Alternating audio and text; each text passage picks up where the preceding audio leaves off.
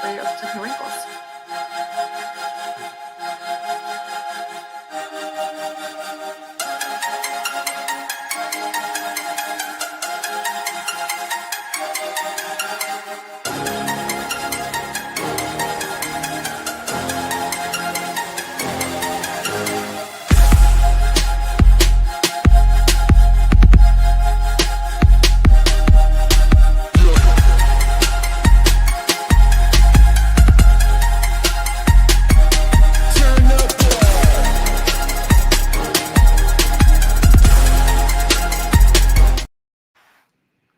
Hey guys, and welcome to another episode of the SoFLo Sports Show. It's your host, 305 Sports Babe, co-host Lou from Dade. And what do I say about that? I don't think it's a show at this point. I think this is therapy. This is, we got the perfect guest to talk about it. And again, these are not shows at this point. This is just talking to friends. An outlet to vent our frustration that seems to be mounting by the week. So bad. And it's like a therapy session. So it's tough. It's tough going right now if you're a Miami Dolphins fan, and actually South Florida sports fan in general, because it was a really rough week for South Florida sports this past week and weekend. It is, but I'm a little biased. I think this is the best week out of the whole entire year, because this week always starts World Series. So obviously our matchup this year, we have Los Angeles Dodgers against the Toronto Blue Jays. Toronto Blue Jays took care of business against the Seattle Mariners last night. So that'll be your World Series with Game 1 starting on Friday. You're also in the heart of football season, although we can kind of skip that part. College basketball is in double digits away, and your hockey, and then basketball, obviously the season starts this week as well. So it is my favorite time. And then my birthday's on Friday. So by the way. So it's my favorite time of the year, guys. I love this time of the year. Yeah, you got Halloween coming up. And as you mentioned, you only get it for a 2-week period, but you have all the 4 U.S. major sports in action. Yeah. The NBA tips off tonight. You mentioned hockey, football, and baseball concludes with the World Series. And college basketball's right here. And college basketball. But think about the 4 major sports. It's, you get it for a 2-week span where they're all playing. Right. And so it's a lot to celebrate, no doubt. So before we bring in our guests, just real quick in the chat, Miami Mike from West Coast. Hi, guys. We have Juan. Hey, Ash and Lou. Dive Bar Podcast. So excited to see them in the chat and then on the show. Yeah. Adrian, what's up? You gorgeous human beings. Oh, my goodness. Talking about her, not about me, man. Thank you, though, Adrian. Appreciate it. Go Dodgers. We'll talk about that, right? We'll talk about that. And Kirk in the house. So a lot of great people are in the chat. More people are to come. Kirk's the leader in our contest. Our contest question will be coming up a little later on. And Juan, I'm getting you that bracelet, man. So I really appreciate the talk that we had earlier today. And so you'll be getting that bracelet soon, brother. And boom, I already have my NCAA March Madness tickets for the Philadelphia bracket. Nice. We, as you guys may or may not know, we went to Providence last year. We chased my St. John's Johnnies. So depending on where they fall this year, not if they fall, where they fall, we're excited to. Yeah. No doubt. Phillies. And listen, our guest tonight loves college basketball, so we will definitely look forward to talking with him on that at some point. But without further ado, let's bring him on in. Bam! From the Dive Bar Podcast, the one, the only, the famous Bobby Shouse Jr. Bobby, thank you for joining us, my man. Heck yeah. I don't know about famous, but definitely one of the guys. Another Dolphins fan struggling, but we're lucky. We're famous. Yeah, I guess if you ask the right people or the wrong people. But we are struggling right now, but it is good news. All the other sports are coming in to kind of save the day. So I'm excited for some NBA basketball tonight. So we got a lot going. Yeah. Definitely. So talking about going, we've seen you on the go past few weeks. So we went to your event, which we appreciated being here in downtown Miami, because a lot of the events are in Broward, which we understand. But that's so far from us. So when we saw that the Dive Bar was having an event in downtown Miami, we were so in. So we saw you and the boys there. We had a great time at the cigar lounge. And then we saw you, 3 weeks ago in Charlotte. So that was fun as well, even though the outcome wasn't. So I want to even go back further, Bobby. So where did your fandom for the Miami Dolphins start? Was it inherited from your family? Did you like the colors? Take us from the beginning. Where did this all start? Yeah, so it was inherited, but it was also kind of pushed down my throat. So it was fate. My dad was a Dolphins fan, but also I'm from North Carolina. So middle of nowhere, North Carolina, small town, population of 7,000, right? But the little league football team there was the King Dolphins. And it was exact replica uniforms as the Miami Dolphins. So like in my head, I'm thinking, okay, you play for the King Dolphins, you go to the next, eventually you're playing with Dan Marino, right? So in my head, I thought like it all was correlated together, but it obviously wasn't. Yeah, so Dolphins fans growing up, me and my dad, then I played for the Dolphins, and it's really all I ever knew, unfortunately. So cool. I played for the Dolphins. Yeah. I love it. And favorite Dolphin player growing up? Ricky. Yeah, it has to be Ricky Williams. Ricky. Ricky was fun. It's unfortunate, it's kind of like the most love-hate relationship ever, right? Because he's like the best Dolphin ever, but then he like missed 4 years of his prime or however long it was, and then came back and ended it on a pretty good note with Ronnie. Like it. Now, so you said North Carolina. So I have to ask, is it just Miami Dolphins, or are you a Panthers fan, Heat fan, Marlins fan as well, or does it truly stop at the Dolphins? I mean, it's been easy to root for the Panthers lately, obviously. I think they've gained a lot of fans that weren't Panther fans in the last couple of years. I don't have a hockey team, so it's not that I want to be a bandwagon for the Panthers, but I don't have one at all. So if I'm going to root for one, agents, you are free agents. Okay, exactly. We'll take you. But I will say, and I had an awesome. This is us, by the way, in Charlotte. Our buddy John Pratt is there as well, so shout out to him, big Dolphin fan. But this is us in Charlotte. Your home area, your home territory. And I had the pleasure of speaking with your dad and you about some college hoops, because, we love our college hoops down here as well.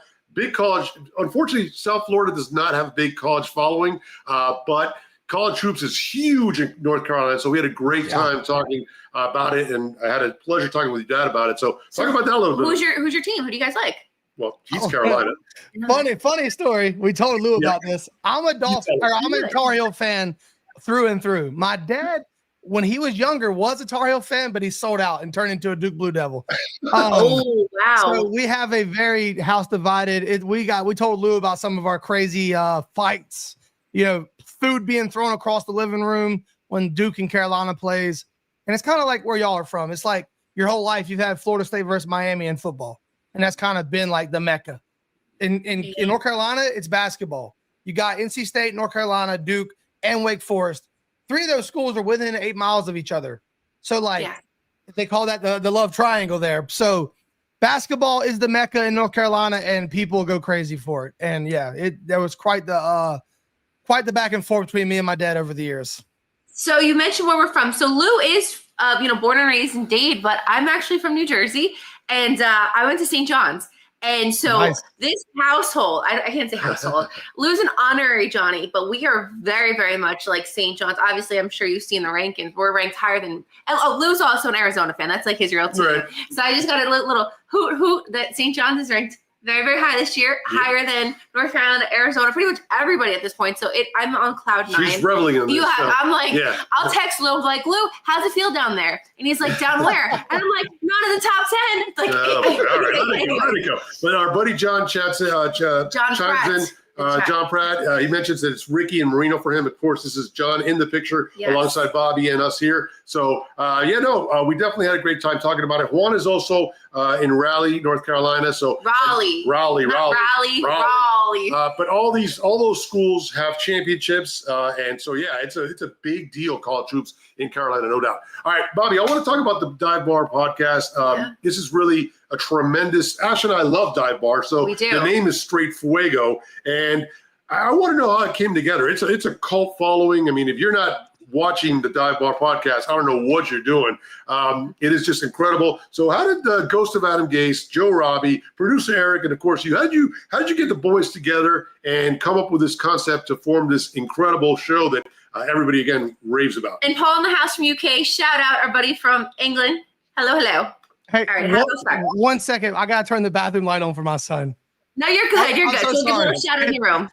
Okay, so we have Juan. Lou, next time you guys come up, we will catch a Wolfpack game. Absolutely. And then Contreras said that when St. John's makes it to Philadelphia, we're drinking. All right, but Paul is in the house. Paul, Evelyn, and nephew. We saw Paul in the flesh at Bill Campers. We had a great time seeing him there as well, no doubt. And going back to college basketball, Paul, I'm glad you came down. That was amazing. But going back to college basketball, it's incredible. Juan's mentioning it, the NC State Wolfpack. one of the best 30 for 30 episodes is Survive and Advance. Yeah. The Jim Valvano story, that team, how they came out of nowhere and made this incredible run in the tournament. I mean, just so much history in college basketball, specifically with those 3 schools. So you need to turn the light on for your son. I do the same thing for Lou when it's dark, and he's like, "Babe, I need the light on." So we had the same thing too. I'm scared. I got my Dolphin night light sometimes. All right, Bobby. So how the Dive Bar podcast start? Was it like just you guys DMing each other in Twitter, or how did it all really start? Yeah, so we've actually grown to be friends outside of Twitter, kind of like I am with y'all now. You know, you meet each other, going to games. I go to Joe's house when I go down, Eric's house when I go down. Me and my wife actually always stay with Eric and his wife. They're incredible hosts when we go down. So we're really close outside of Twitter, luckily. So one day we were just like texting, and I was like, I have been telling these dudes for years, yo, let's start, like, kind of throwing out some bait. Like, hey, let's start a podcast. Like, people just keep on texting. They don't even acknowledge it for years. One day, Joe's like, boys, I'm telling you, we could start a podcast. And Ghost was like, dude, that's an incredible idea. And I'm like, okay. I told you this. Anyways, I'm down. What are we doing here? So we started thinking about it. And the name kind of came up the same way. I was kind of like going for the vibe, but like, let's just do something laid back where, like, you get off work, you go meet the guys, and you're just like talking, you know, at the dive bar, like at your local dive bar, you just kind of chill. Like, I didn't never say, let's name it the dive bar, but I basically spelled it out. And then Joe came in and got credit again. He's like, let's just call it the dive bar. And I was like, oh, that makes sense. Yeah. So we did it. And then, like, you know, never could have imagined it would have been what it is. Like, y'all know, starting a show, you're kind of like, look, I just want to get my hat in the race. Right. So it's like, you don't know what it's going to be, if it's going to be anything. But, you know, we were lucky. We started it. We announced that we're going to do a show. Had Blake Ferguson at the time reach out and said that he would be our first guest. Yeah. And honestly, once we got him on, it kind of just rolled.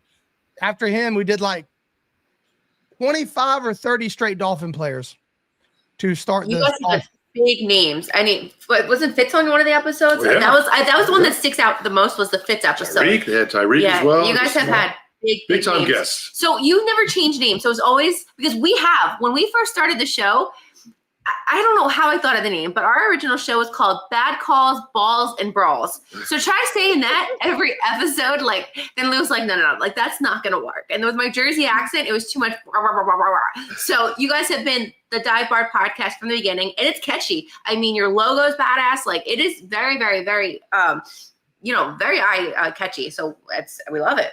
Yeah, no doubt. And so, all right, so we're joined, of course, by Bobby from the Dive Bar podcast here. If you guys are watching over our next, come on over to YouTube, show Bobby some love, shoot up a like, give us a subscribe to the channel if you've not done so already. And Bobby's got a show coming up. The Dive Bar podcast is coming up at 7 p.m. tonight, so definitely tune in and catch. You're going to want to hear everything they have to say.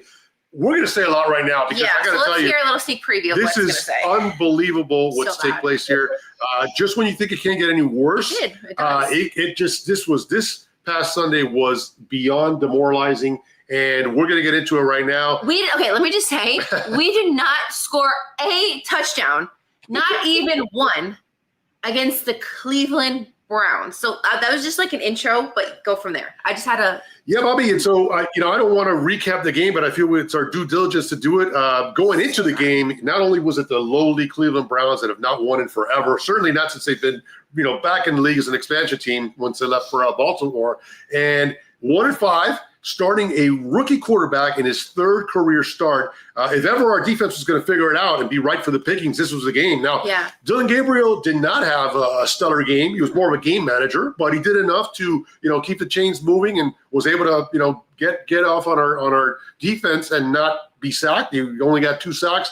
He didn't turn the ball over. So what was your, take going into the game, and what was your feeling as the scorer keeps on getting away from us and we were less and less competitive? And where'd you watch the game? Because we watched it at home, and I'm so grateful that we just mourned it on our couch for once. So start there. Where'd you watch it? Where were you during this?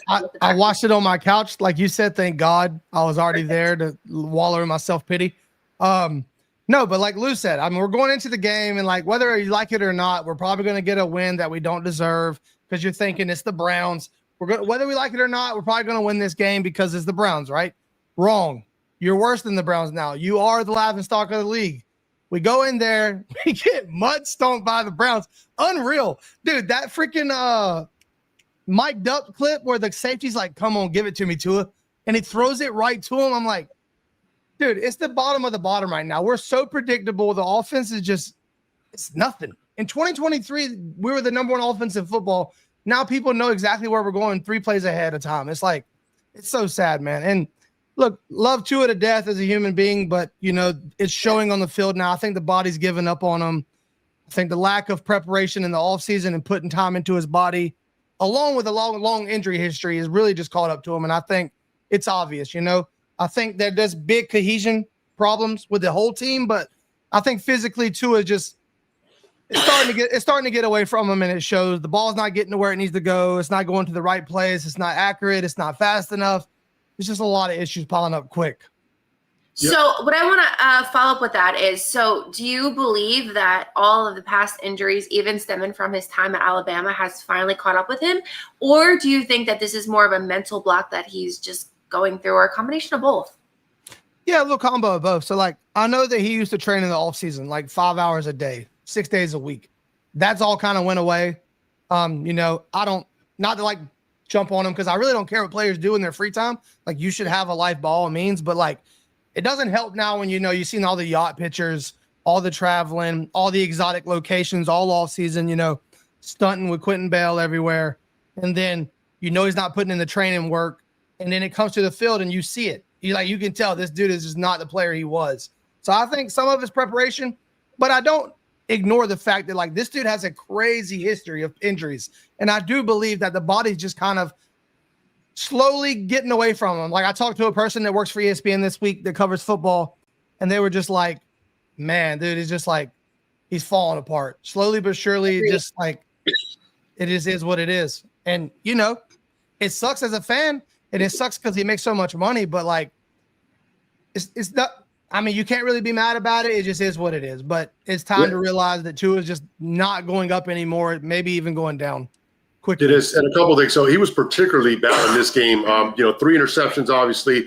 All 3. I mean, last week, you know, he threw her against the Chargers. Yeah, he threw an interception at the end of the game. Didn't matter. And that first one bounced off Waddle. Not his fault. But that second one was a huge interception, which resulted in a touchdown against the Chargers. All 3 this go around, including the first one that he sailed again on Achane. A lot of people said, oh, Achane should have come down with that ball. He left it way high. So anything that happens after that, all bets are off. And that's on Tua. So 3 interceptions and then, 3 fumbles. None of them lost, but still the 3 fumbles. So a really, really horrible game. Only 100 yards throwing altogether. And then, of course, previous to the game kicking off, we got the news that Quinn Ewers was elevated to the number 2 role as a backup quarterback. Yep. And then he ends up getting some action in the game. So what's your take on that? Were you surprised that at 1-5 the Dolphins made a decision to elevate Quinn Ewers over Wilson? I guess it came out of nowhere, but I talked to someone who is friends with Quinn Ewers' family in Texas, and they said that it was kind of like they knew it was coming earlier in the week. Now listen, this is not from my mouth, but they seem to think, and you know how like friends of the family can talk a little more confident than maybe I would, but they thought that the move was made, or told it was made, because they wanted to put a spark in the team. But dude, I don't know about all that. But nonetheless, he come in, didn't look any better, looked like a 7th round quarterback, right? So I guess it's more bad news for Zach Wilson than anything. Also, I guess another notch on Chris Greer's belt, giving him $6 million guaranteed, and now he's not even beating out 7th round quarterbacks. But yeah, no, and look, I would give him a pass, though. Obviously, he probably didn't take enough reps during the week leading up to it. You love his first NFL start. No, I don't expect much from him, but I think at some point during the season, especially if this continues, you got to give the kid a chance. I want to shift gears, though, and talk about the defense. Anthony Wheeler's units has been completely awful. So disappointing, too, really. This was supposed to be a get-right game, right, against the lowly Browns. I mentioned a quarterback making his 3rd ever career start. The vaunted, front 7 that we were talking about, and everybody was going to do their job. Could only sack him twice, didn't turn him over. Another week, running backs gashing the Dolphins defense. Yeah. Quinshon Judkins had 25 carries for 84 yards and 3 touchdowns. The Dolphins defense can't stop anybody. What is going on with that unit? And from the safeties and the cornerbacks, which you knew that secondary was already limping going into the year, but How do you explain the fact that these vaunted pass rushers can't get the quarterback? We're not able to get linebackers in place to stop the running game. What's going on with the D? And you actually have Jalen Phillips and Bradley Chubb back, who obviously were injured last year, and we had high expectations for them this year. Yeah. I mean, honestly, there is no easy answer there. It's like this defense was supposed to be better than last year, in my opinion, especially the front seven. Weaver, second year, putting in a system. I think we lost a lot in the secondary, but I truly don't believe we lost as much as people want to think we do. Especially if you watch Ramsey now. Ramsey's giving up 2 touchdowns. He's getting burned in prime time. No disrespect to Ramsey, love Ramsey, but I think people exaggerate sometimes what you lose in the NFL. I think Rasul Douglas and Jack Jones were both starting cornerbacks last year. They're starting cornerbacks this year. Rasul Douglas before last week was number 6 best cornerback in football. So I don't really know where it went wrong. Earlier in the year, we kind of were excusing stuff they'll figure it out. I think they just kind of needed to get their ass kicked a couple times. Well, okay, the joke's over, boys. You've got it kicked 8 times now. Let's get off the bus. I don't know. It's hard to say what went wrong because it's all wrong, right? Literally the worst defense we've probably seen in Dolphins history right in front of you with a loaded front seven. And I mean, Chop has regressed. He's back to being invisible. He hardly plays. And I don't know if that's another Weaver indictment because you don't play Willie Gay. The system is so weird. It's nothing really making sense. Nothing. So another thing that doesn't make sense, you led me straight into this so well, and I really appreciate that. Mike McDaniel still being our coach. Obviously, we know that the Tennessee coach was let go. So how does Stephen Ross not make any moves after this catastrophic 1-6 start? You put it out there. You were someone's gonna go. I thought for sure. But, okay, so basically what I'm saying is, how is he still our coach? Are we going to just let him suffer, let us all suffer for the rest of the season? Is it going to be done after the Spain game? What do you think's going on? Yeah, I think those guys are closer to each other than we want to believe, or we kind of know. I think they're just in it. Also, at this point, I'm telling myself anyways, for coping reasons, might be better off if we just let them run it all the way into the ground the rest of the way. So I understand that part. Plus, it's like this. If you truly do love somebody, let's say Lou, or let's say I work for Lou, and I've been coming in late a lot lately. I've been messing up. I cost the company a lot of money, but Lou loves me. I'm his boy from way back, right? He's going to give me every chance possible to make things right. We'll let him finish out this project, and if it really is that bad, well, then we'll do something about it. And you're probably just seeing that. They do love McDaniel. They all love each other, but they want to give him every chance possible. And let's be honest here. If Mike McDaniel makes them look dumb 10 more times, it's going to be that much easier to part ways. So I just believe that you're seeing somebody give Mike McDaniel every chance possible, but I think it's over. They're blaming each other at the podium. They're taking turns. It's the quarterback. It's the coach. It's the DC. It's the personnel. They've took turns turning on each other over and over. And no doubt. People are like, well, they're going to show up now. No. This is the exact signs of a team that's going to fold. And you've seen that Sunday against the Browns. A team you should easily beat and handle just rolled over on you. So I don't know. I just feel like it's all over, but they're not going to let it be over. You just going to have to bear with it. No doubt. And you lead me to my follow-up question. Is a 2-part question, but I got to go back to McDaniel, man. I'm sorry. And I retweeted this out. I mean, this guy just does not look like a football coach. He's in sunglasses, and trust me, I love my sunglasses, but it is raining. I don't wear them in the rain, and it is cold, and it is cloudy. Yeah. What are we doing? I don't want to pile on also, but I tweeted this out. It looked like that play sheet he was looking at was really a career expo and job fair because I think he needs to go. I'm sorry. I'm not trying to, and this is my words, not you guys, especially you, Bobby. But look, man, the proof is in the pudding at this point. The McSwagneel and the glasses and the shoes and the pants is cool when you're winning, but when you're not winning, you got to call it out. So, it's a dysfunctional, situation right now going on in Dolphins land. And I want to definitely follow up with this. Tua throws the team under the bus. Yeah. Last week after the Chargers game says that, we're being late to meetings, player only meetings, and kind of puts business out there that shouldn't really be taken to. So, what was your opinion on that happening going back to last week? And Sammy in the house. Hello, Sammy. Yeah. So first with McDaniel, I feel like this goes with like the play calling thing. Everybody's like, he needs to give up play calling. He's not going to give up play calling. He's too deep in, you know what I mean? Like, he truly believes he would give it up if somebody could do it better than him, and he doesn't believe that guy's in this building. Now, take that as a indictment or lack of talent around him and the rest of his coaching staff, whatever, but he does not believe anyone can call plays better than him. Maybe he's right. I don't know. But as far as the dressing goes, as far as everything goes with McDaniel, right? Everything was cooler when we were winning.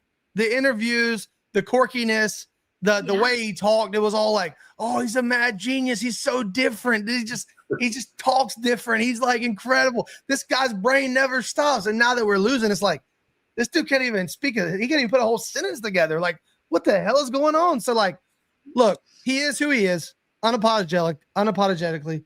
It's not for everyone. It's not everybody's taste. But, I mean, he is who he is. Like, right? So, like, hey, keep the glasses on, I guess. Show up, get your ass beat by 30, win by 70-23. He's got his glasses on. So, that's about the only thing you can say there. As far as the Tua comments, like I said, just further proof in the pudding that this team's turning on each other. Everybody, and I think Tua, he said this, but I do believe that if Tua could go back, he probably wouldn't have said it. He probably got caught in the moment a little bit. I think he's been trying to take on a little more of that vocal role. But if you know people, or if you know Tua personally, which I don't, but I have talked to people who have spent a lot of time around him personally, he's kind of socially awkward. He kind of comes off, he doesn't translate his thoughts very well. He comes off a little, it's just a little off, right? So I think he's been taking big swings at trying to be this vocal leader and speak out and kind of be accountable and hold people accountable. And it's just not really working, you know? It's just not working, you know? But agreed. You can't do that. You are the leader of the team regardless. You do make $54 million. People, like somebody else said, I forget what sports show it was, but you literally have to be the guy that can rally people from a 1-7 record, that people will look out on the field and go, well, fuck it. We got Tua still. We're going out here. We're going to play. And I just don't think Tua does that. And McDaniel doesn't do that. That's really the problem. Like, McDaniel's not leading men to war. So, no Paul doubt. said McDaniel, our buddy from England, McDaniel looks like Jerry Lewis and the Nutty Professor. Oh my God. I can see it. Listen, it's like you said, Bobby, when you're winning, anything goes. But when you're not, you know, somebody mentioned in one of the tweets I had a lot of exchanges this past week, for me at least. Somebody said that Bill Belichick dressed like a homeless guy. But you know what? He won 6 titles. You can get away with it, right? So, all right, let's follow up, though. So you got the star quarterback, your franchise quarterback, throwing a team under the bus. And then yesterday at Mike McDaniel's press conference, after a couple of he gets around to saying that, well, I expect that us not to throw 10 interceptions this upcoming Sunday. And obviously that's a direct jab at Tua. So you got the quarterback, you know, calling out the team. You got the coach calling out the quarterback. What did you make of those comments yesterday from McDaniel? Yeah, I think, it's survival of the fittest now. So I think whether you like it or not, whether it's coming from Ross or Greer, they're turning on Tua. That's what you're seeing. So jobs are trying to be saved, and everybody's out to get everybody now. And it's like he said, too, the big man made the call to bench Tua. So whoever that is tells you, I believe that's Ross, but it could be Greer. I don't know. They're turning on Tua. Like it or not, they're slowly disattaching from Tua. And my one counter argument is, not that I want this to happen, but McDaniel, if spun correctly, has a argument that, look, you forced Tua on me just like you forced Josh Boyer on me. Let me go get my guy one time and let me see what that looks like. He has an argument, especially if he turns full heel on Tua here and really, makes this about him and not himself. Can I say, I know you want to ask a question, but I want to follow up with that, Bobby, because we actually talked about this on Adrian's show, the Rainy Day Pod. We talked about McDaniel, and is he really this offensive guru and genius, or was he just a product of San Francisco? Because you go back to that Niners and, you know, Coach Shanahan, what he's doing out there, he loses Jimmy Garoppolo, in steps Brock Purdy, no problem. Brock Purdy goes out, they win with the likes of Blaine Gabbert. You know, Purdy goes out again, and now they're winning games with Mac Jones. Macaroni Jones, there was a cast off and nobody wanted him. They're winning games with him now. So how come the San Francisco 49ers can win with their backups, their third stringers, their Mr. Irrelevance and Brock Purdy and making them to players, and McDaniel's had opportunities when Tua's been out and can't win with any of these quarterbacks. Granted, Mike White, Skylar Thompson, Snoop Huntley, especially bringing those names back. Tim Boyle. None of those guys have been any good. But man, McDaniel can't get these guys to run his system and be productive with those guys. Yeah, I think wouldn't it just be the most Dolphins thing ever that we get the one quarterback off that Shanahan tree that isn't good? Like that's like likely a possibility at this point. But yeah, I don't know. It's hard to say that because of how good that tree has been. Like you look across the league, all these dudes, McVay, Packers head coach, Vikings head coach, all these guys are having success. And like you said, with any quarterback, Carson Wentz is playing meaningful football right now. Yes. Like it's insane. Mac Jones, like you said, Macaroni Jones, that was really good. That cracked me up. Macaroni Jones out there playing like his life's on the line. It's like these guys do it, and he couldn't make it work with anyone else. So, like literally, I think it might not look as good now because we're like 1-6 or whatever. But I think at one point he was like 12-3 with Tua, and then like 1-8 with the rest of them. It's like there's a big difference in drop off. But I think that also goes back to the whole problem is they built a system for Tua. When he got here, he showed them, I need this job because I can make Tua successful. And they did that. They really did. Like, you can't take that from him. He made Tua Tagovailoa the number one passing quarterback in football in 2023. But you built a system that only works for Tua. You built a system that, and now has been figured out, and there is no more curveballs. There's no more tricks up your sleeve. You got nothing. It's been figured out. You did make the most out of Tua, and I do believe he deserves credit for that. Like, he did come here, especially now seeing, like, we've seen what Tua before him looked like, and we've seen Tua now after, like, defenses know what to expect. And I do believe he deserves credit for making Tua, I'd say, almost damn near fool's gold for 2.5 years. So he did do that, but unfortunately, there's no more tricks up your sleeve, apparently. And, the time has ran out. So he does get some credit because I do believe he got the best that anybody could ever get out of Tua. That's my opinion. Some people think Tua's going to go win a Super Bowl for the Rams next year or some shit, but I don't know about that, bud. So Mike Guerrero says McDaniel looks more like Ronald McDonald. So, Bobby, I got one more before I let you go. But before I do, Finsvasion just gave us, this reminds me of when you see a TV, the guide, where it kind of showed, you used a TV guide, used to tell you those things. So star-studded lineup tonight. The SoFLo Sports Show at 6, us. Then you have the Dive Bar at 7, and then you have Fins TV at 8. So, guys, stay on your phone, stay on your computer. There is no baseball tonight. Okay, the Panthers play the Bruins tonight, so you might want to watch that as well. But there's a lot of great podcasts going on tonight. So, Bobby, before I let you go, one more to wrap it up. So, where do the Dolphins go from here? I mean, the trade deadline is coming up. Do you foresee the Dolphins being more sellers? What do we do from here? Well, you definitely can't be buyers, right? Like, I don't think, one, Chris Greer better not be spending the next guy's money. Second of all, yeah, we're not going to turn this around. So, in my eyes, this sounds bad. Maybe it doesn't at this point, honestly. They're doing the team a disservice if they try to go win ball games. Go trade Bradley Chubb, Jalen Phillips, any other middle of the pack guys. I don't want to trade HN in any scenario. I really don't even care about the price. I really don't want to trade Waddle either because, I think all that sounds cute when you're like, well, we suck anyways. But it's like, you got to have something in place for the next person. You can't just get rid of the whole team. And I think Waddle and HN are definitely building blocks. There's not many other than that. Patrick Paul, maybe. Other than that, I probably could be talking and trading anybody. I think that you're probably stuck with this regime for the foreseeable future. Maybe like you said, after Madrid, that long gap, that's a long ride home in the same airplane. Maybe conversations are had then and you really don't care anyway. So you're like, okay, screw it. We'll just pluck anybody in there for one more month and we're good. I think you're stuck with this regime for at least the rest of the year. I think you get McDaniel probably is fired. You got to do something with Tua. I don't think that there's a scenario. People think that Tua could be the starter and you let a guy sit for a year. I don't think Tua's built for that really. And I don't think, especially as bad as this is going, anybody's going to be able to stay together. I think McDaniel's gone. Tua's going to be gone some way, somehow. Greer probably gets a promotion, some bullshit job title, so he doesn't lose his stigma with the team and doesn't unbury all the dead bodies on Ross. So he's probably senior advisor. Then you got to hope. That's the bad part. You got to hope real football people want to come deal with that dumb shit because that's the problem. real football people ain't going to come here and listen to Chris Grier. It's like, dog, I've seen what you did for 25 years. Get up out of my office. Exactly. Like, I run this show. I'm a real GM. Like, I'm making decisions right here. And like, it's going to be hard to convince a Gruden, a Jim Harbaugh, whoever you may be trying to convince this offseason, hey, we really want to do this, but like what's going on with Chris Grier? Oh, he's still going to be here. I got my boy.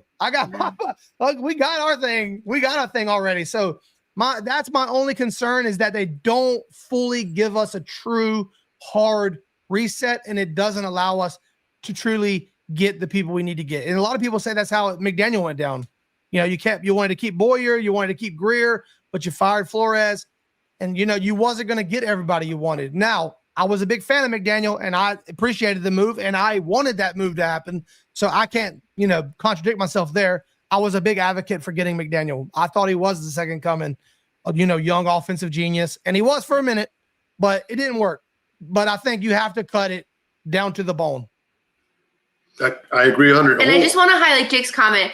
His player development is also a big problem in Miami, and Miami's a party town as well. So it's hard to get players down here all wanting together, wanting to win, and pretty much staying on agenda. So that's also another, thing as opposed to playing in a city like maybe Indianapolis or no doubt. I will say this: I was shocked that there were no moves made, Monday, yesterday, and I don't know how much longer we can go with this because the writing is on the wall at this point.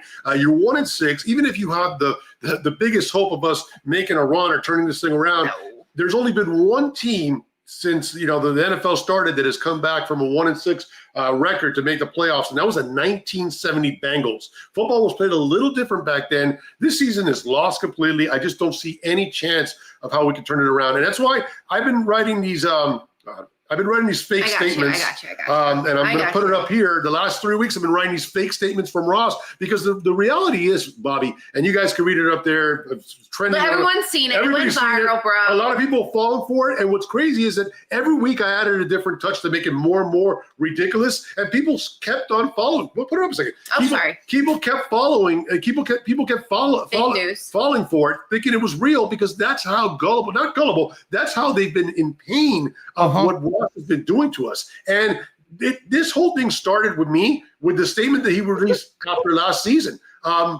The reality is, Bobby, is that after last season, a couple hours after the season was over at New York against the Jets, he released that statement, that famous statement that said, hey, guys, we're running it back. He doubled down. He said, we're running it back. McDaniel's coming back and Grier's coming back. That's your GM. That's your head coach. We're moving forward. So if he said nothing, Bobby, if he said nothing at all, and Black Monday rolls around, you didn't make a move, all right, we guess they're there. But he emphatically, because he heard the noise, emphatically said, no, they're coming back and we're running this thing back. And unfortunately, it's been a complete disaster. And now Ross is at to a point where, what is he going to do now? He can't release a statement saying they're back again. He's going to at some point have to cut the ties. So my last question to you is this: when do you anticipate that happening? Will it be after the Spain game, or do you think he'll just let it ride out the whole year? That's one. And the second part is, what's going to happen if Grier has to make these picks, knowing that he won't be the GM, selecting the players afterwards? He said he's going to say in some role.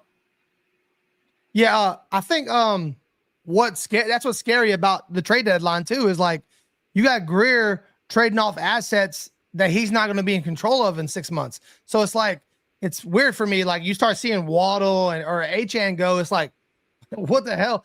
Also, a lot of people think that him being allowed to make these trades says that he's comfortable in his job role, that he thinks he's going to be here for the next draft. And that's why I think that the promotion makes the most sense in terms of that. Like I said earlier, I think you probably get the rest of the year with these guys. Now, granted, you didn't think you're going to lose 31-6 to the Browns. Like, of course, you go do it again to the Falcons. Like, things can escalate quickly if you embarrass enough. And the fans are fed up, and they're getting pretty loud. So you could get a crazy Madrid move or whatever. I think that makes a lot of sense, like Ashley said. But I think we're stuck with this, boys. I think you're just going to ride this off into the sunset. And, it might not be pretty, but I think this is what you're going to get probably for the rest of the year. I don't feel like anybody has the balls or the brawls or I like it. Going back to it, Leo. And what about when do we see Quinn? When do you think they say, hey, let's see what we got in Quinn? Like to start? When do you think that comes? Yeah, well, I mean, he moved up one. That's a big, and he got on the field and Tua's bench. That's another big one. But $54 million says that Tua's going to be drug out on that field no matter what. I'm with you there. All right, guys. Well, you heard it first from Bobby from the Dive Bar podcast. Super excited to have him on the show tonight. Obviously, so much is going on in the Dolphin world. It is like, who would have thought? If you were to tell me 3 months ago that we would have been in this position, I would have been like, no, don't talk like that about my team. And it's just, it's such a sick reality that we're going through. And I say we, because I mean, all of us being fans and we cover the team and we care. It's rough. So we appreciate your therapy session with us tonight because this is therapy to us. Bobby, thanks for coming on again. You got your show coming up now at 7 p.m. But tell the people out there where they can find you. Obviously, the Dive Bar podcast coming up now at 7 p.m. But where else can they find you and get in touch with you and see all the awesome stuff you got coming up? Yeah, we're in the Twitter jungle or X jungle like these guys. So B_Shouts Jr. I'm always on Twitter. But follow the Dive Bar on Twitter, Spotify, Apple Podcasts, YouTube. Like they said, we're going live in right at 20 minutes over on YouTube, the Dive Bar podcast. We got some awesome stuff coming up. Actually, we're growing. We're bringing on a new member, a new show, possibly 2 new shows. One that's like a collaborative big group effort that's maybe got your favorite NFL Network reporter on it, maybe your favorite local reporter involved. Who knows? But yeah, it's funny y'all said that too. Thanks for joining the therapy session. Our episode tonight is actually called Therapy Session. So all right, Luke, watching. He needs more therapy. I'm one of your patients, man. So no doubt. All right, Bobby. Well, we'll be tuning in tonight. We're excited to catch your show tonight, and may this week hopefully turn things around. But who knows at this point? And shout out to Bobby Shouse Sr. I am also a junior, so I take great pride in that. He was awesome. I had a great time speaking with him and chatting with you guys in Carolina. So we got to run that back sometime as well. Yeah, he's asked me about you, man. Me and him were similar in that sense.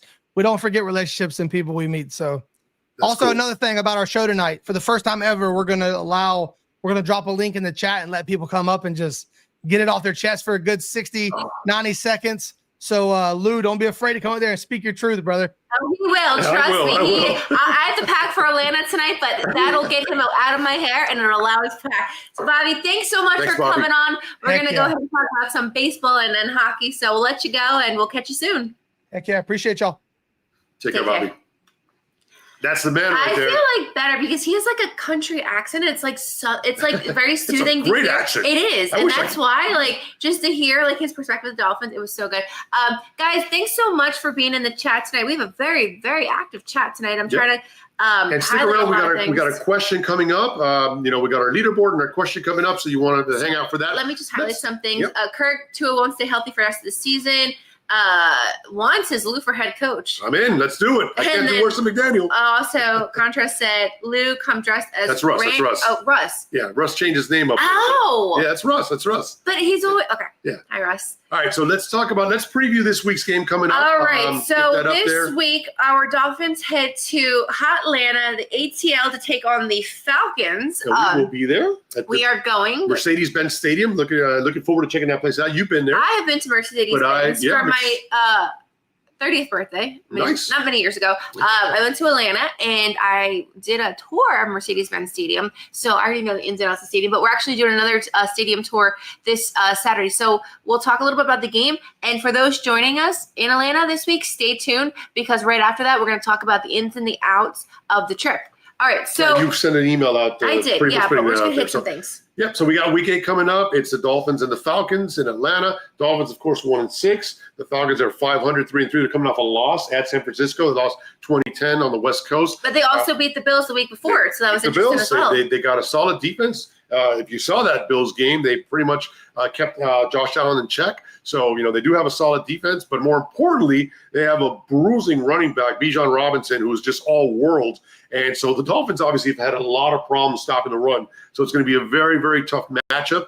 And then you got the confidence issue with Tua. So that's going to be very, very tough to overcome as well. But you got another lefty-lefty matchup. It was Tua and Dylan Gabriel this past Sunday. And then this Sunday, it's crazy. That matchup between Gabriel and Tua was the first lefty versus lefty matchup in 19 years. And we got another one this week when Tua takes on Michael Penix Jr. Yep. So it's going to be another lefty-lefty matchup. And Michael Penix Jr., he's got a cannon for an arm. We actually saw him a couple of years ago. 2 years ago, we saw him at a practice down here with the Dolphins. A joint right. practice during the preseason. And man, he was throwing balls 70 yards, 75+ yards. I mean, he has got a cannon. So a very young, promising quarterback that almost got to the playoffs last year, lost the last game of the year to get to the playoffs. But it's going to be a fun matchup this Sunday against the Falcons. So Uncle Paul's right. You're not a day over 21. You are right. It was actually my 10th birthday. I was in a Mercedes-Benz Stadium.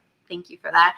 Kurt, so just some supplies we'll be needing for the next week. Yes, Kurt, we do. We are doing Mischief Night when the Dolphins take on the Ravens. So we are setting up our tailgate as a little New Jersey Mischief Night.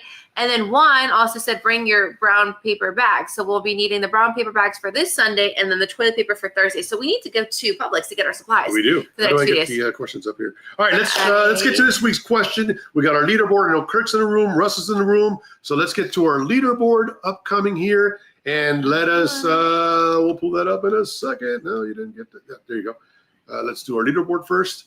Is that this week? This one, yep. Okay. I don't think so. No, it's not. I know. I'm going to tell you.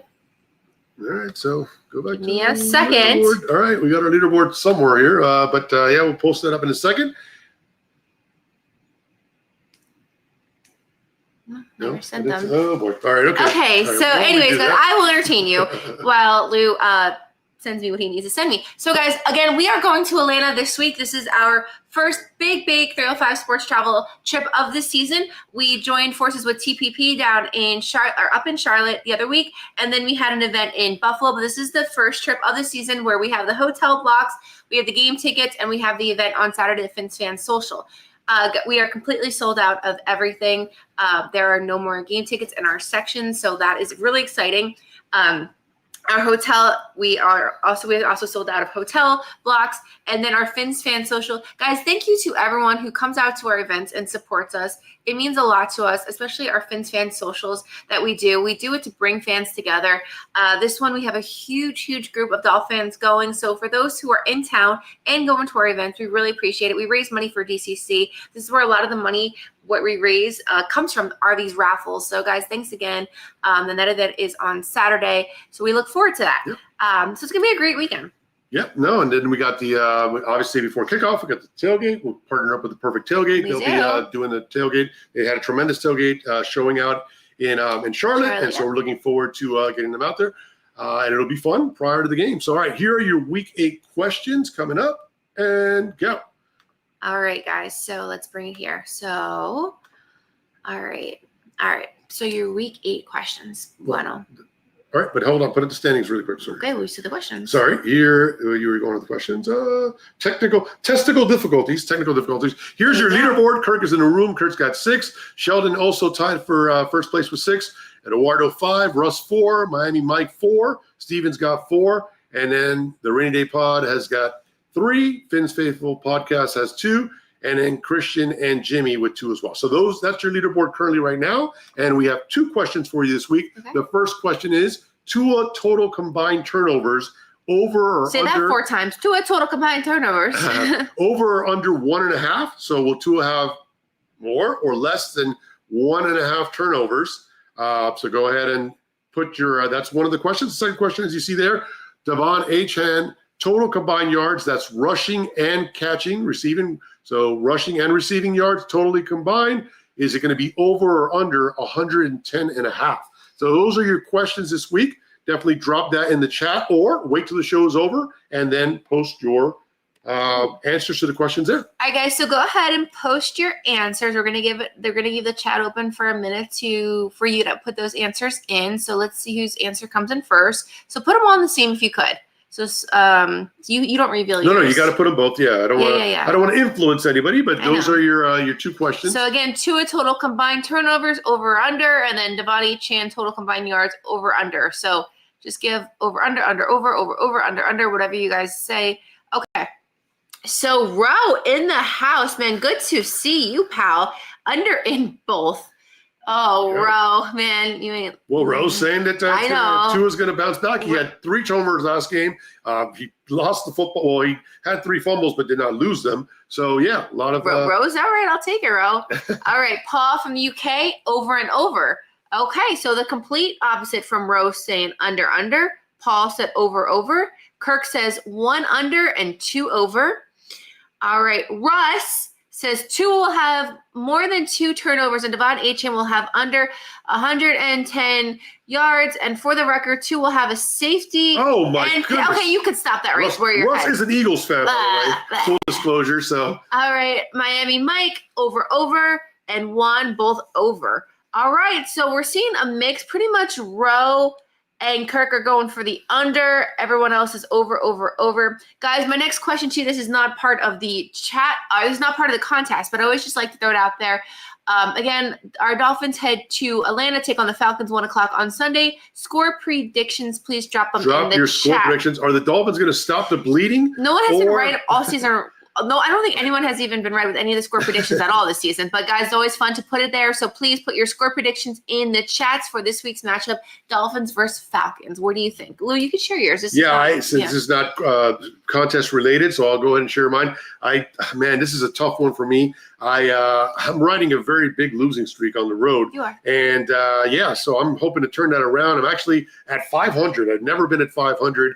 I started off with a win my first ever game at Minnesota, and now I'm at 500 and in jeopardy of dropping under 500 on the road. I hate to do it, but there's nothing that I saw in Cleveland against a lowly Browns team that shows me that they're going to be able to go into Atlanta against a team that's, got a good roster and challenging for a playoff spot and come out with a victory. So I'm going to think that the Dolphins are going to lose this week. And I think it's going to be another game that gets away. And so I think the Dolphins are going to lose by 10 points or more.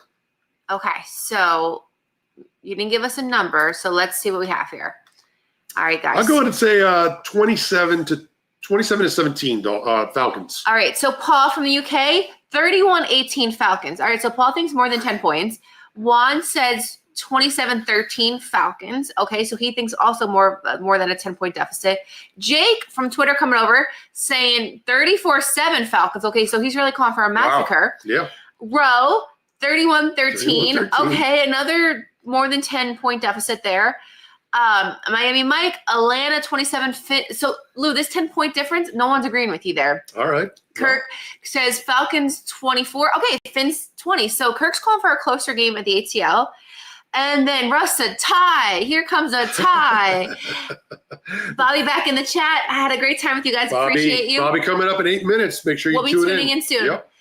Finn Sammy, Dolphins. Oof, big 38-17 debacle. So, look, I don't blame what the chat is saying. The Dolphins have not proven that they can hang with a team, much less, like I said, a team that's challenging for playoffs with a good roster, so I don't see it. All right, let's we got to wrap this up because we want to watch the dive ball podcast as well. Okay, so I want to share my prediction. Go ahead. I'm be biased. I want them to win. It's my birthday weekend, so I don't count. All right, okay. All right, well, there you go. Let's look around the league. You got some big games this week. No international games. Finally, it was like 6 weeks in a row of international games, but no international games this week. You do got the Bears, the surprising Bears at 4-2, taking on the Ravens, which happen to be the Dolphins' next appointment. Remember, next opponents, not appointment. I'm thinking about my therapy session coming up. Your GI appointment's not till next week, Lou. Yeah, there you go. But remember, it's a short week, so the Dolphins play Sunday against the Falcons, and then right back at action Thursday against the Ravens. Mischief night. You can definitely check out that Bears-Ravens game on Sunday at 1 p.m. to get a preview of what the Ravens will probably do to us. Good night, Paul. You got the Bills and the Panthers facing off. The Bills are 4-2 in second place in the AFC East. The Panthers are 4-3. That's Sunday at 1 p.m. You got the Browns, and then the number one leading team in the AFC East, the Patriots, at 5-2. Again, I'm interested in that game because the Browns just destroyed us, and I want to see what the Patriots do to them. So that'll be one to watch. Packers and Steelers on Sunday Night Football. The Packers are 4-1-1, and the Steelers are 4-2, so that'll be a good one. And then Monday Night Football, you got the Commanders taking on the Chiefs in Kansas City. That'll be a good matchup on Monday Night Football. So that's your look around the league, and we will see how the games transpire this upcoming weekend. A little bit of hockey news tonight. The Florida Panthers take on the Boston Bruins up in Boston. Fun fact, it was 16 years ago today that Brad Marchand made his NHL debut as a Bruin. And sure enough, 16 years later, he's going back home to Boston. Ironically enough, like I do see the Boston Bruin fans giving him a nice standing ovation and stuff. The Rat King back in Boston. What they'll do is they'll show a beautiful video because obviously his career and his resume in Boston speaks for itself. But I do know that once puck drops, like it's all done. It's all off. So that's gonna be a great game to watch tonight. So the Cats are really, they need to win. They started off 3-0, all 3 games at home, and then they've shifted over to the road, and they are now 0-4 on the road, and now dropped to below 500. They're 3-4, so they desperately need to win. Of course, a lot of injuries piling up. Dmitry Kulikov is off, got hurt, and he's now out for about 4 or 5 months. You already know Kachuk's out. You know, Barkov's out for likely the regular season, the entire regular season. So the boys are up against it right now, off to a bad start after starting the season off so well. They've now dropped 4 in a row. So let's see if they can pull it around and turn it around. And you got, as you mentioned, Brad Marchand's return to the Boston, the TD Garden. So we'll see how that goes. Some baseball, as we mentioned before earlier in the show. This week starts the World Series, Game 7, which is such a beautiful word, or 2 words. Game 7 was last night. In Toronto, you had the Blue Jays and the Mariners. I personally was going for the Mariners since they are the only MLB team in the major leagues who have never made it to the World Series. So I was pulling for them. Although, Lou, I have mentioned this the last few shows. When we were in Toronto last month, Lou was like, the Blue Jays are going to make it to the World Series. And I know you said that just in passing, but you got to stick to that because you are right. Well, I was rooting for Seattle during it, though. But, yeah, they were winning 3-1 in the 7th inning. And then George Springer hit a – stop me where you've heard this before. I know Russ will back this up, but they hit a monster 3-run homer. George Springer off George Springer's bat, reminiscent of Joe Carter in the World Series. Cover your ears, Russ, against the Phillies. Kirk, you too. So, yeah, it was a big blow there to the Seattle Mariners' hopes, and a classic Game 7, though. Great game. J-Rod was hot. It was actionful from the beginning. Like, it was just a great game. And Toronto goes and steals it. So game 1 will be on Friday. It's going to be in Toronto, and the Dodgers got 8 titles. The Blue Jays have 2 titles back-to-back in 92 and 93. Of course, this is now going to be an international World Series for the 3rd time ever. Montreal never reached the big stage, the Fall Classic, but with the Blue Jays being there, this is an international game. Look at one just said, maybe a Canadian team wins a World Series before a Stanley Cup. That would be crazy. Wonderful. But yeah, it's going to be an international World Series. You're going to have all of Canada rooting for the Blue Jays, and you got the stage set on an international level for the best player in the free world in Shohei Ohtani. Before our last episode, he ended up pitching in the game against the Brewers. I believe it was Game 3. He won the game, struck out 10 batters, and then hit 3 home runs. So he's doing stuff that Babe Ruth didn't even do. Shohei Ohtani, that might be the best postseason game you ever see. And he, when it's all said and done, might go down as the best baseball player who ever lived. I mean, there's a lot of international representation in this World Series. Obviously, you can take it back from Vladimir Guerrero Jr., although he is Canadian and American. He has strong roots in DR. Obviously, on the Dodgers side, you have Hernandez. So, of course, you're going to have roots from Asia, roots from the Caribbean, and then who doesn't like? Do you have the Toronto stuff? So we were in Buffalo last month to see the Dolphins Bills, and we ended up going into Canada, and we stayed at a Marriott that is actually connected to the Rogers Center, where the Blue Jays play their home games. It's literally here. It is. It's literally a hotel inside the stadium. Now, we asked for a regular room, but with the Blue Jays out of town, we then asked for an upgrade, and they gave it to us. So this is the room right there. Then we went up to CN Tower. You got the view of that. That's the view from up high, the CN Tower. And looking it's actually taller. Sorry to cut you off. It's taller than the Space Needle. We had to look it up because we went up the Space Needle last year. We thought there's no way, but this is actually taller than the Space Needle. This is the tallest standing observation structure in the Western Hemisphere. So pretty big deal. And then, again, we were upgraded because the Blue Jays were out of town to a room that overlooked Rogers Center, and I mean, look at that. That was our view. You can see the window underneath. That was our view of the hotel room, and it's glorious. And we actually got to see it when the roof was open, and then when we got back to the room at night, the roof was closed. Nice. So it was pretty awesome. But it was amazing. Thinking about closing, there we are again. That's our hotel room. That was our bedroom in the room. It was so pretty great. Awesome, yeah. And so, all right, we'll finish with this. The Miami Hurricanes, unfortunately, also had a horrible loss to Louisville. So bad. 24-21. Carson Beck. 4 interceptions in that game. And, Louisville was moving the ball game long. Miller Moss, their quarterback, 248 yards, 2 touchdowns.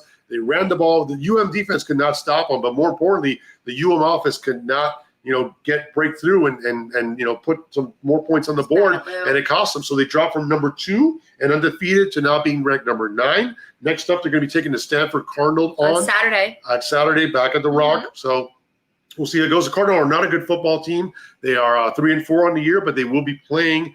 They just beat the Seminoles. So, you never know. Beats the Seminoles these days. Yeah, that's true. But so, yeah, the Hurricanes got to get back on track here because we did not see that loss happening. It was a really bad loss that dropped them out of, the top 5 there, and now they're ranked number 9. And they're going to really have to finish the year off strong, which they didn't do last year, in order to make sure they get into the playoffs. Agreed. No, I was kind of worried that, after that bye week with these 2 easy wins against Stanford and Louisville, or so we thought, but I also knew the probability of us maybe going to this game with their heads too big, and sure enough, we ended up losing. So that was unfortunate, but the show goes on, and Saturday's matchup should be an easy win. Yep. And then the last thing we got for you here is the NBA, as we mentioned, tips off tonight. You got the defending NBA champion, the OKC Thunder. They're going to be hosting the Houston Rockets coming up here, and they're going to be getting the rings tonight. And Warriors and Lakers also play tonight. The Miami Heat. Gotta say, Lakers, this is LeBron's first time in many, many years. I don't know the exact number that he's actually not starting. Well, he's out for a couple of months. Yeah, so I'm just saying this is the first time in his career in a very long time that he's out. So no opening night for LeBron for the first time in a long time. Yeah. But and the Heat tip off their season tomorrow. They're going to be taking on their state rival Orlando Magic tomorrow night up in Orlando. It's season number 37 for the Miami Heat. So it'll be fun to see how they do it. No Butler drama this go around. Yeah. So we don't have to worry about what Butler's doing. So that's refreshing. And the Heat's home opener is against New York Knicks this weekend. So that's always a great crowd when the Knicks come to town. It's always a nice little matchup against the New York Knicks. Yep. And Tyler Hero was out for the first several weeks as well. But, again, it's a long NBA season. There's a lot of injuries in the East, so hopefully he can move their way up the rankings there and be in a better position in a playoff spot and not to rely on the playoff tournament. So we'll see how that goes. But, guys, thanks again for joining us. Appreciate all the love. Make sure you like tonight's episode. Just click out of here and like the episode and subscribe to the channel if you've not done so already. Again, thanks to Bobby Shouse Jr. for joining us earlier. And he is actually on live now with the Dive Bar podcast, so definitely check them out. And then Sammy's on afterwards, Fins TV. Don't forget to watch. So there's a lot of great podcasts and TV. You guys are set for the night tonight. Yep. And for all of you guys tuning in that are joining us in Atlanta on Friday, starting Friday, and then be there throughout the weekend, we look forward to seeing you. It's going to be a great time. Even though the Dolphins may not do what we want them to do at 1 p.m., we are going to do everything in our power to have an amazing time. Despite this 1-6 start in hot Atlanta all weekend long. As you saw in that email, we have stuff planned all weekend, everything from get-together lunches to tours. So, guys, it's going to be a great, great time, and we look forward to seeing you there. We're going to be heading up there within the next 2 days, so to get up there, get everything settled, get ready for you guys, and so we'll see you soon. Yep. All right, guys. Well, listen, have a good rest of your week and weekend ahead, even though it's just Tuesday. We normally do a show on Thursday or late in the week. We're going to be up in Atlanta. Exactly. So we're doing it now. Yep. Have a great week, guys. Remember to like tonight's episode and subscribe on your way out. And we shall see you next week. Until then, have a good one. Bye, guys. Fins up.